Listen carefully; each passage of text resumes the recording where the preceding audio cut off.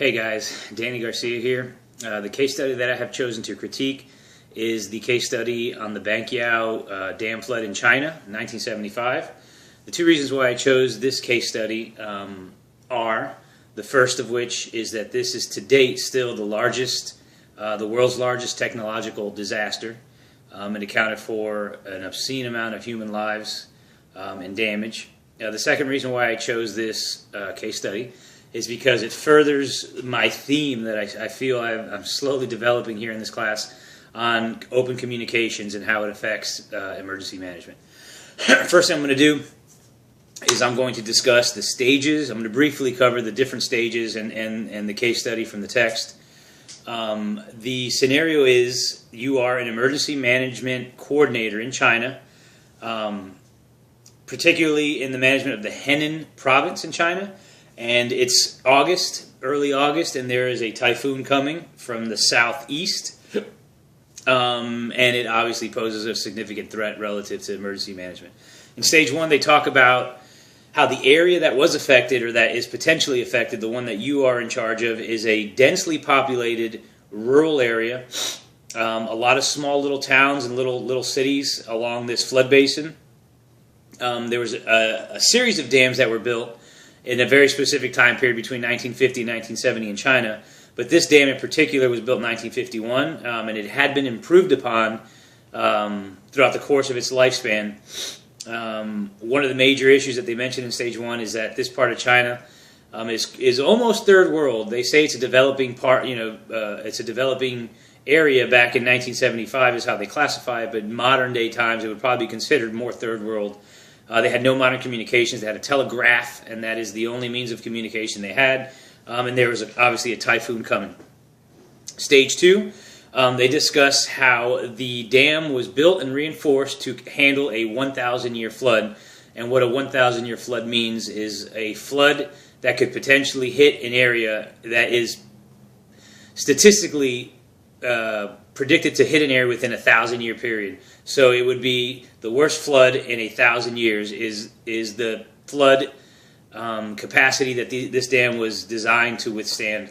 As it turns out, this typhoon met with a perfect storm of other meteorological events that caused for so much rainfall that within a 24-hour period, that one province in China received as much rainfall as it generally does in a year.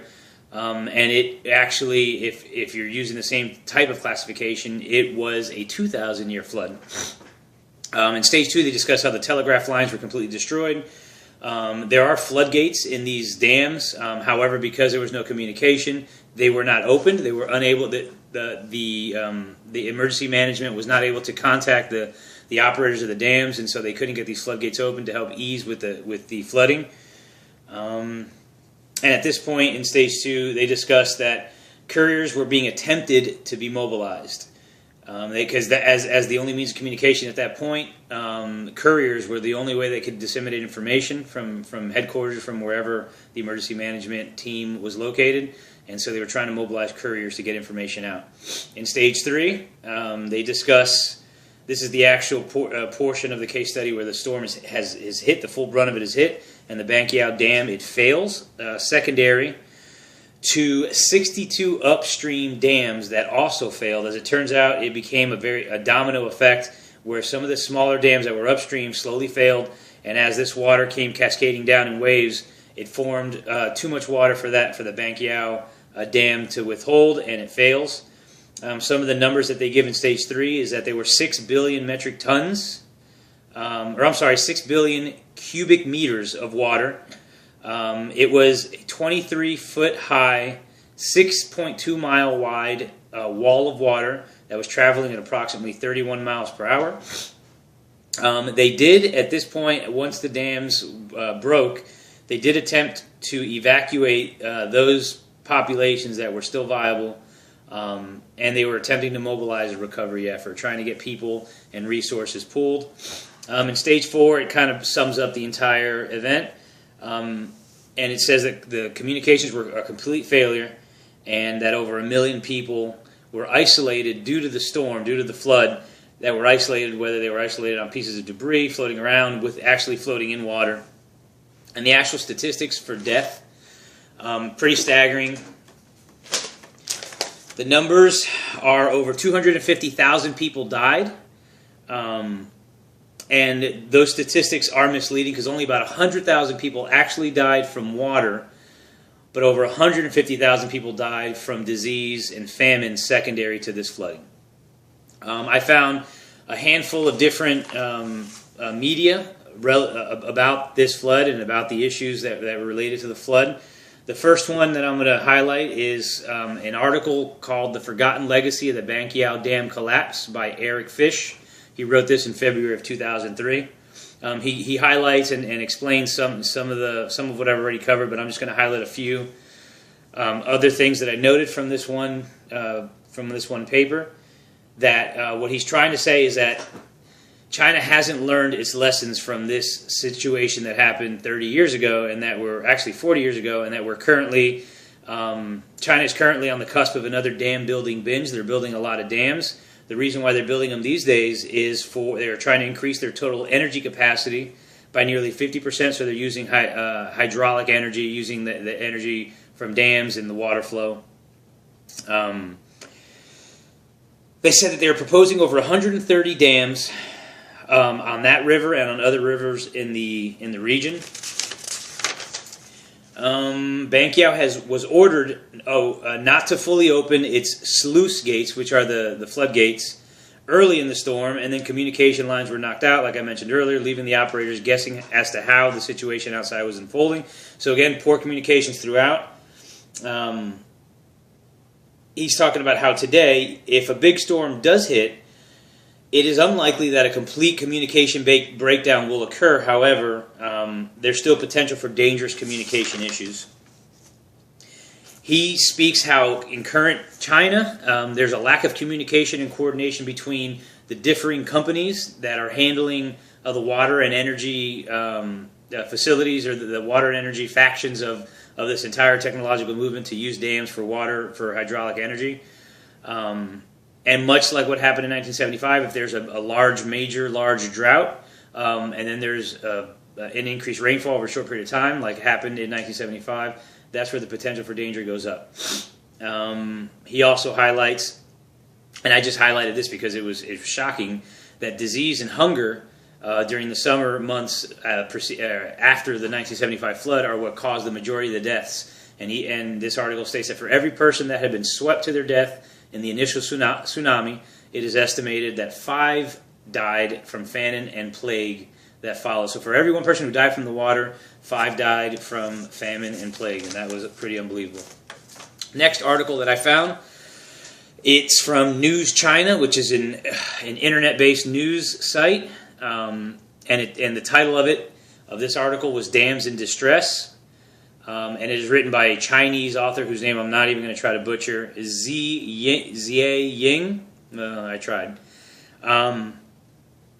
Okay, and the theme of this article was the lack of communication, both in literal communication, the attempts to actually real-time communicate with the people downriver, and also how one of the major issues with this disaster, and the reason why it may occur again, or why not a lot has been written about this until recently, is because China had a very closed-door news policy, and because they were obviously are a communist state, they don't allow for news, especially of this nature, to be proliferated through all of the people, and of course throughout the world.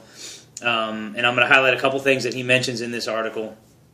He states that at the time, in 1975, the Ministry of Finance and the Ministry of Water Resources stated that there were about 200 risk dams which collapsed in China between 1950 and 1970. In 2005, the Discovery Channel listed the Banqiao collapse as the world's largest technological disaster, alleging that 240,000 people were killed. I know I mentioned that, but I highlighted this. So I'm sorry if I repeat myself for the redundancy, but what I wanted to highlight about this article is that the actual statistics weren't released by the Chinese government. Here we go. Despite the enormous scale of the disaster, the 1975 dam burst remained unknown to the Chinese people at large because the catastrophe was covered up until the 1990s. They actually had some quotes from a news reporter at the time who covered the disaster, and he states that he was told not to make any public reports about the disaster and to keep the death toll secret. Also, according to him, the government at the time blocked the information for fear the news could trigger public panic and annoy Chairman Mao and Premium Zhao Enlai, both of whom were bedridden with serious illnesses. And to this day, this article states the Chinese government has never confirmed the death toll. What else did I want to highlight off of this? He also goes on to explain how China is currently in a dam building renaissance and how a similar event could potentially strike China and cause maybe not equal damage and death toll, but close. Keeping with my theme of open communication over the last couple of critiques that I have made, is the idea that a government, or I guess any agency, withholding information to the public for whatever needs or whatever purposes they're trying to serve. I know we had a conversation, or at least via email and text message and message board, about the risks or the potential give and play between freedom of information and security.